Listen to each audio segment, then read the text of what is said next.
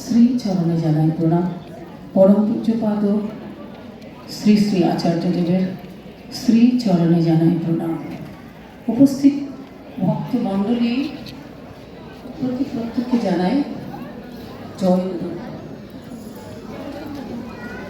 শ্রী শ্রী ঠাকুর যখন পাটনা শহরে লীলা করছেন, তখন কোন এক স্বনামধন্য গোসাই শ্রী শ্রী ঠাকুরকে পরীক্ষা করতে গিয়েছেন।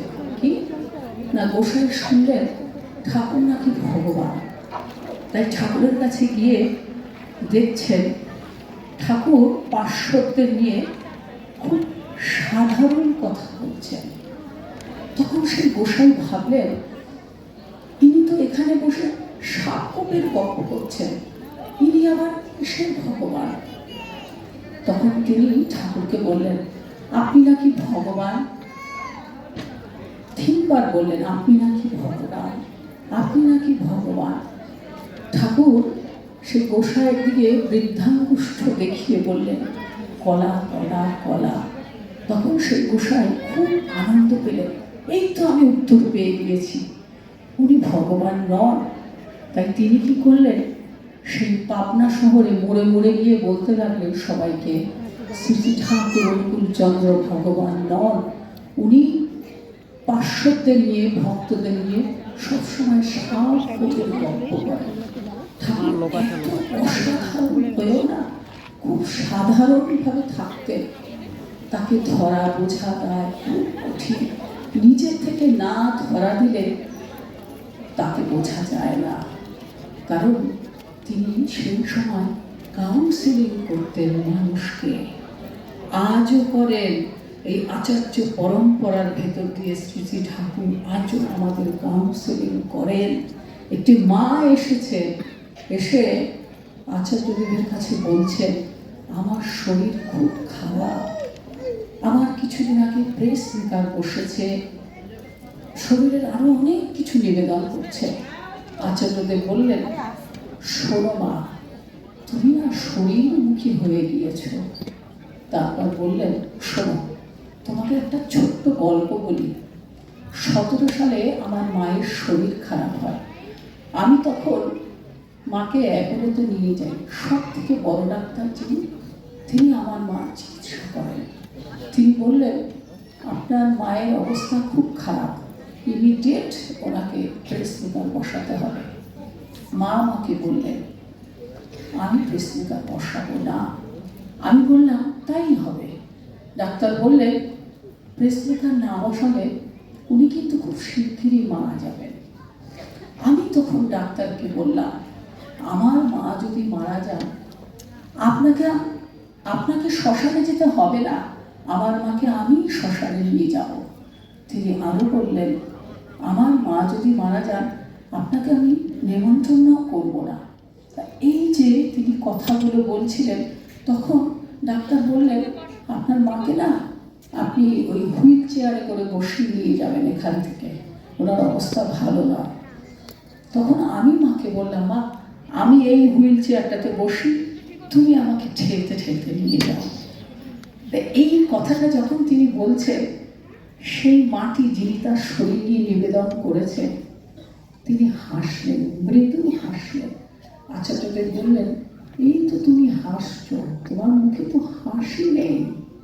তারপর বললেন, শোনো, তুমি বিড়ি খেয়েছো কোনোদিন? বিড়ি টেনে দেখেছো কেমন খেতে? এইটা যেই বললেন, মা একেবারে সমস্ত মুখ খুলে হাসলেন, প্রাণ ভরে হাসলেন। আমরাও হাসলাম, কারণ তিনি তো রসিক শিক্ষক, তার মতন করে এত সুন্দর রসিকভাবে এই কাউন্সেলিং করা কেউ করতে পারবে না। আমরা মনোরোগ ডাক্তারের কাছে যাই কাউন্সেলিং করতে, কখনো নয়। তার কাছে গেলে তিনি আমাদের আধ্যাত্মিক, মানসিক, শারীরিক সমস্ত রকমভাবে তিনি আমাদের উন্নতি করে দেন। তাই ঠাকুরও তখনকার সময় এইভাবে কাউন্সেলিং করতে, মানুষ ভাবতো, সে গোসাই ভাবছে, কি সাপকোপের গল্প করছে বাবা, ইনি আবার কিসের ভগবান। কিছুদিন আগে, কয়েক মাস আগে, আমার স্বামী 4টে সাড়ে 4টে বাজে ভোর আমাকে বলছেন, উঠে তাড়াতাড়ি ইষ্টভূতিটা করো। তা আমি ইষ্টবিধি না করে কথা বলি না। আমি ওনাকে ইশারা করে বললাম, এখন না, পরে। আবার বলছে ইষ্টবিধিটা করো। আবার বললাম ইশারা করে, এখন না, পরে, হাত দেখিয়ে। আবার বলছে আমার শরীর খুব খারাপ, ইষ্টবিধিটা তাড়াতাড়ি করো। আমি তখন হকচকিয়ে উঠলাম, কি ব্যাপার, শরীর খারাপ, কি হয়েছে? রাত 4টে, 4:30 সময় আমি কি করব? কিন্তু ঠাকুর কিন্তু আমার ভিতরে বিশাল শক্তি দিয়ে রেখেছেন। আমি পুরো বুঝতে পারছি। আমি একটুও টেনশন আসেনি আমার। আমি উঠে তাড়াতাড়ি ইষ্টবিধি করছি। কি হলো ওরা, কি হলো? ইষ্টবিধি করতে করতে আমি দেখছি উনি গুটি গুটি পায়ে না এগিয়ে না ডায়েরি আর পেন বার করে কি সব লিখছেন। আমি তখন বুঝতে পারছি নিশ্চয়ই সমস্ত গোপন জিনিস লিখে যাচ্ছে, নিশ্চয়ই খুব শরীর খারাপ হয়েছে। আমি তাড়াতাড়ি ইষ্টবিধি করে এসে বসছি। বসার পর আমাকে বলছেন, আর সমস্ত আমার গোপন জিনিস, ব্যাংক ব্যালেন্স কোথায় কি আছে সব ওই ডায়েরিতে লেখা আছে, তুমি দেখে নেবে। কারণ আমি এগুলো ব্যাপারে অতটা নজর রাখতাম না, উনি সব দেখাশোনা করেন।